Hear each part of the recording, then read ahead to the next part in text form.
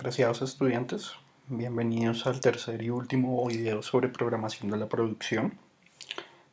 Como les había informado anteriormente, vamos a utilizar este archivo que se llama datos programación para realizar una programación de la producción de acuerdo a las reglas de despacho SPT, EDD y WSPT. Teniendo en cuenta eso, pues ya se les había mencionado, les había informado anteriormente que lo primero que se debe hacer es tratar de convertir toda la información disponible del problema a este formato particular en el cual pueda establecer claramente cuál es el PJ, el DJ y el WJ de cada trabajo. ¿Si es claro? Entonces, eso ya hace parte de como una manipulación de los datos que yo tengo para realizar la programación. Entonces, es muy importante tener en cuenta esos elementos. Ahora, ese es el problema al que nos enfrentamos. Yo debo programar 4 trabajos en una máquina con esta información, con estos tiempos de procesamiento, con estas fechas de entrega y con estos eh, prioridades, por decirlo de cierta manera. ¿Listo? Entonces, la idea es realizar una programación de la producción de estos trabajos. Listo. Entonces, la primera regla que nosotros vamos a usar es la regla SPT. ¿Qué era lo que decía la cartilla de la semana 7 sobre la regla de despacho SPT? ¿Cómo se programaban los trabajos? Acuérdense que lo que me decía es que siempre lo primero que yo debo hacer cuando utilizo esta regla de despacho es programar los trabajos de acuerdo al PJ. ¿Qué es lo que yo analizo en el PJ? Yo analizo cuál es el menor y cuál es el mayor PJ. Y lo que voy a hacer es programar todos los trabajos desde de ese menor PJ al mayor PJ. ¿Qué quiere decir eso? Que si yo hiciera la programación de este mismo problema, que es esta misma información que se encuentra acá disponible, bajo la regla de SPT, ¿cuál sería el primer trabajo que debo programar? El primer trabajo que debo programar es el trabajo 3. ¿Por qué? Porque su tiempo de procesamiento o su PJ es el menor. Después, ¿cuál trabajo debería programar? Debería programar el trabajo 2 porque es el siguiente menor PJ. Después debería programar el trabajo 4, cuyo PJ es de 8. Y por último debería programar el trabajo 1, cuyo PJ es de 10. Entonces, si nosotros hacemos esta programación y teniendo en cuenta el diagrama de Gantt que se debería construir para esta programación, ¿qué es lo que voy a obtener? El primer trabajo que voy a programar es el 3. ¿Cuánto va a durar este trabajo en la programación? Va a durar 2 unidades de tiempo. Es por esto que lo primero que va a aparecer es el trabajo 3 y cuántas unidades de tiempo va a utilizar. 2. ¿Cuál es el siguiente trabajo que voy a programar?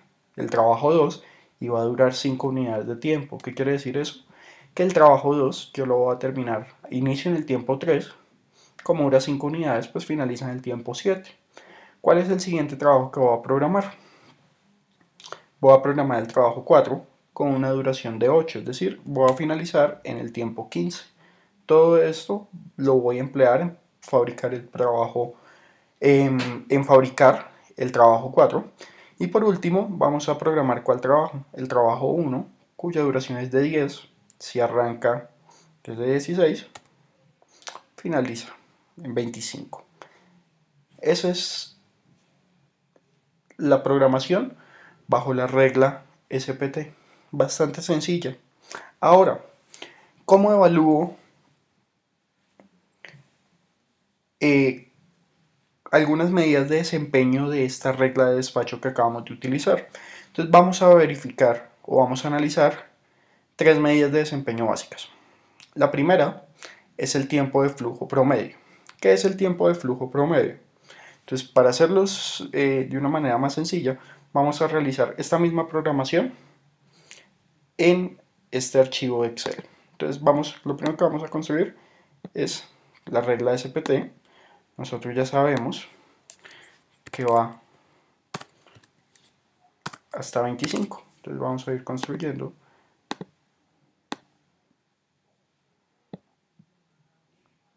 estas columnas para poder construir el gráfico de Gantt.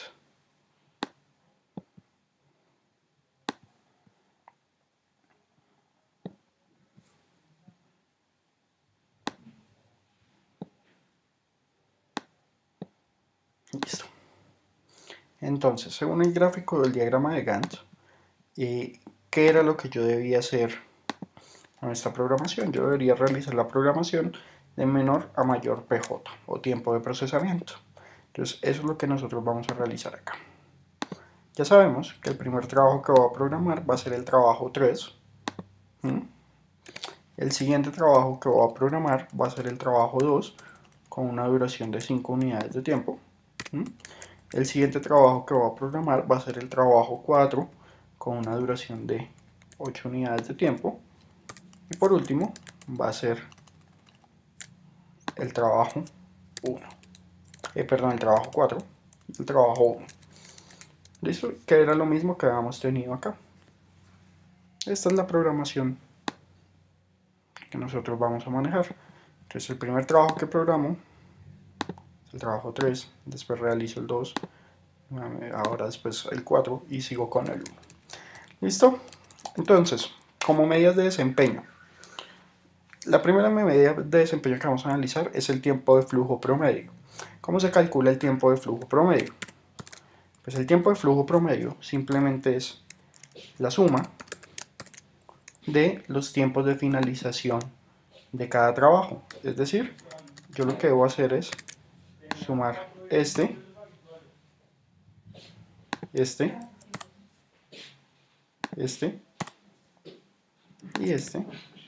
y eso lo divido entre el número de trabajos que he programado, que son 4, es decir, 12,3, que es equivalente a 49 cuartos.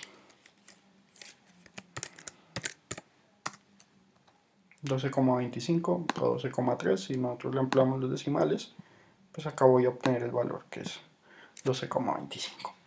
Eso no hay ningún problema. Retraso máximo. Debo conocer cuál es el retraso de todos los trabajos y seleccionar el que tenga mayor retraso. Entonces, ¿qué es lo que estoy diciendo? Necesito encontrar el retraso de cada trabajo. ¿Cómo calculo el retraso? ¿Realmente qué es un retraso? Un retraso es entregar un trabajo en una fecha mucho mayor a la que se tenía planeada. Por ejemplo, el primer trabajo que yo programo es el trabajo 3. El trabajo 3, ¿cuándo lo estoy terminando yo? En el tiempo 2. Pero ¿cuándo lo debía entregar? En el tiempo 7. ¿Hay algún retraso? No. Entonces por acá voy a comenzar a calcular los retrasos. Entonces por acá. Retrasos. Entonces el trabajo 3 ya sabíamos que no tiene ningún retraso, su retraso es 0. El siguiente trabajo que programamos es el 2. ¿Lo estoy entregando en qué tiempo? En el tiempo 7. ¿Pero cuándo debía entregarlo? Según la información, en el tiempo 8. Por lo tanto, ¿tengo tardanza? No lo estoy entregando tarde. El siguiente trabajo que programo es el trabajo 4 y lo finalizo en el tiempo 15. Pero yo debía entregarlo ¿en qué tiempo? En el tiempo 6. ¿Cuánto es la tardanza que yo tengo en este caso, o el retraso? Va a ser la fecha de entrega del trabajo menos la fecha en la que lo debía entregar. La tardanza fue de 9 unidades de tiempo. Y el último que programo es el trabajo 1. Y lo entrego en el tiempo 25, pero debía entregarlo en el tiempo 9. Por lo tanto, me da una tardanza de 16. ¿Qué quiere decir eso? Que ya encontré las tardanzas de todos los trabajos. Entonces, el retraso máximo, ¿cuál va a ser? El máximo de todas las tardanzas. Entonces, pues en este caso, selecciono el máximo. Y por último, ya sé que es 16. La otra medida de desempeño que queremos encontrar es la tardanza ponderada total. ¿Cómo se calcula la tardanza ponderada? La tardanza ponderada es una medida de desempeño que lo único que yo tengo que hacer es multiplicar el WJ de cada trabajo por su retraso respectivo. Entonces lo que yo debo hacer realmente es una suma de todos los productos, es decir, debo multiplicar este por su respectiva tardanza, este por su respectiva tardanza, este por su respectiva tardanza y este por su respectiva tardanza. Si yo hago esto,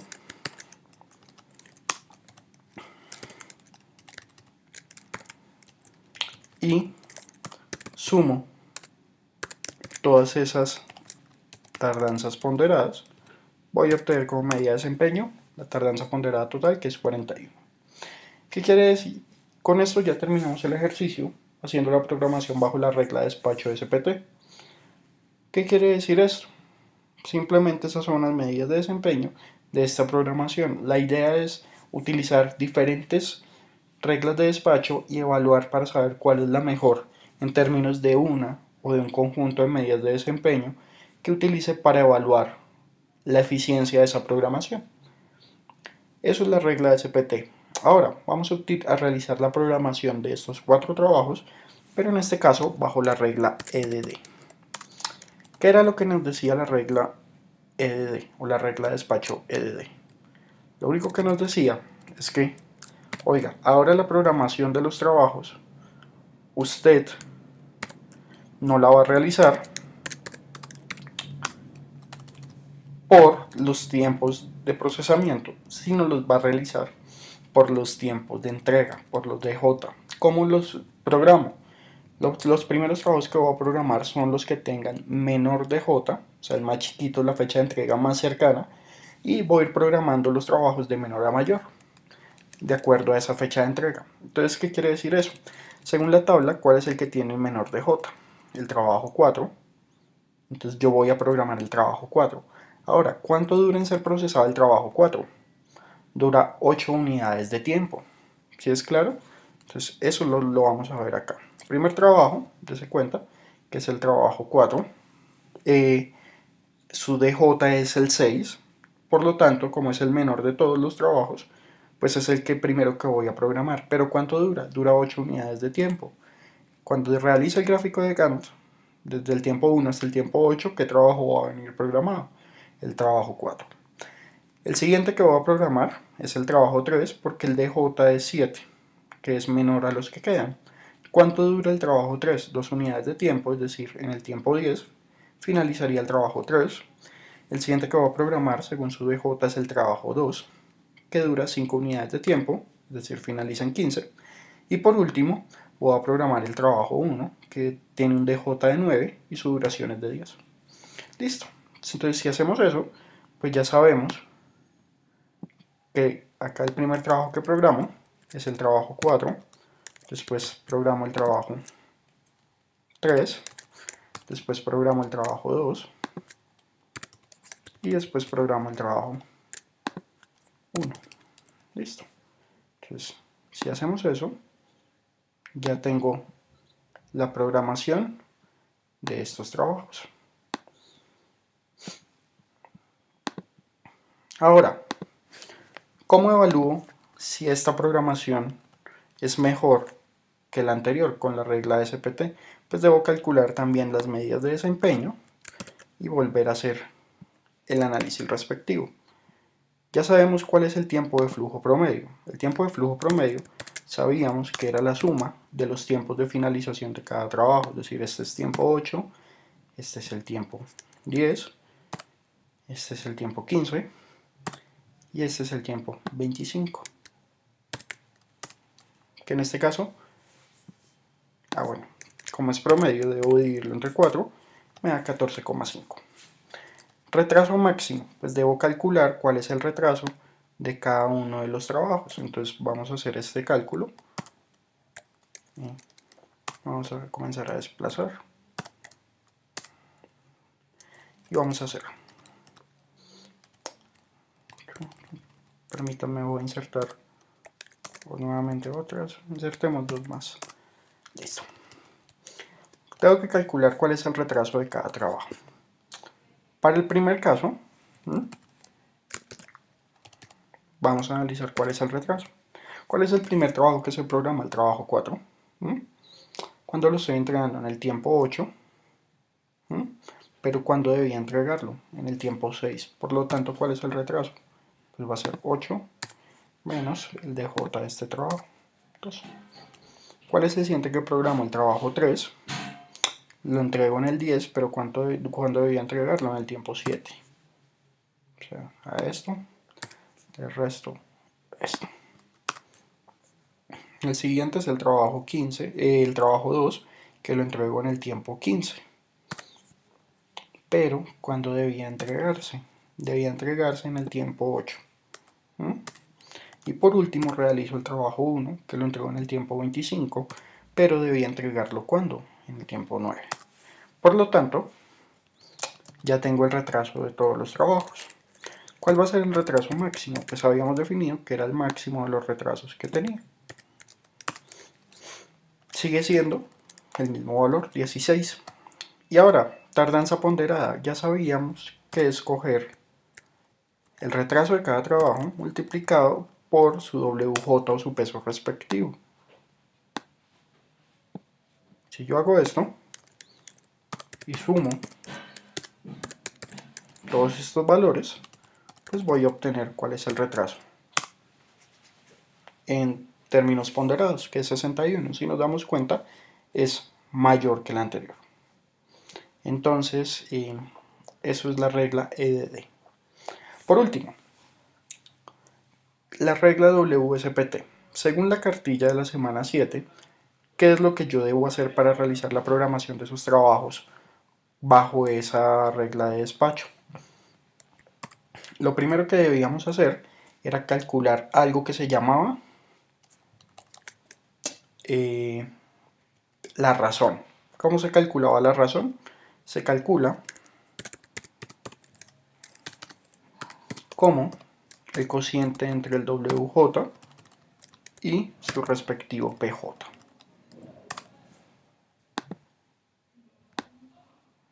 Listo. Ahora vamos a ponerles a estos los mismos números de decimales. Trabajémoslo con 3 decimales. Listo, ya encontré la razón. ¿Qué era lo que decía esa regla? Oiga, calcule esta razón para todos los trabajos. Una vez que calcule la razón, realice la programación de los trabajos del mayor cociente o el mayor valor de esta razón al menor. Es decir, ¿cuál es el que tiene el mayor valor? Pues en este caso va a ser el trabajo 3. Entonces, el trabajo 3 es el primero que yo voy a programar. ¿Cuánto dura el trabajo 3? 2 unidades de tiempo. Entonces acá ya sé que el primero es el trabajo 3 con 2 unidades de tiempo. ¿Cuál es el siguiente trabajo que debo programar? El trabajo 2 con 5 unidades de tiempo, es decir, finalizaría en el tiempo 7. Perdón, acá está el trabajo 3, el trabajo 2. Después de eso, ¿cuál es el trabajo que debo seleccionar? Debo seleccionar el trabajo 1 con 10 unidades de tiempo.